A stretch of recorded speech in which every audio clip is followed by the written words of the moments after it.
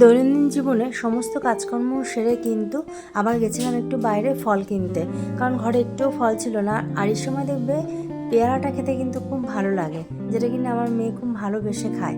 আর পানি ফল ইচ্ছা আছে দেখলে কিনবো। আর এই যে দেখো কত নীলকণ্ঠ ফুল ওপরের থেকে দিদি দিয়ে গেছে, একদম থোকা। ওদের ঘরে নাকি 80-70টার মতন আর কি নীলকণ্ঠ শুধু ফুলই ফোটে বারান্দাতে। তো দেখো ওই যে বললাম ফল কিনতে গেছিলাম না, ঘরে এসে তারপরে আর সমস্ত কাজ করেছি। আর দেখো সারাদিন আমরা যেটুকুই যত কাজ করি না কারণ মনে হয় যেন কাজই শেষ হয় না, তাই না? সন্ধ্যাবেলা আমি মেয়ে কিন্তু পড়তে গেছিলাম, মেয়েকে নিয়ে আবার সন্ধ্যাবেলা গেছিলাম একটু বাইরে। তারপরে ঘরে এসে আজকে একটা মেয়েকে পেডিকিউর করে দিলাম, কারণ এই মাসটা আমার কাছে খুব স্পেশাল।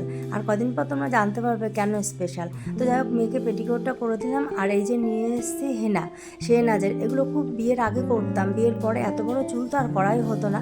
তো ইচ্ছা আছে আবার করার। আজকের মতন tata, bye bye, good night, take.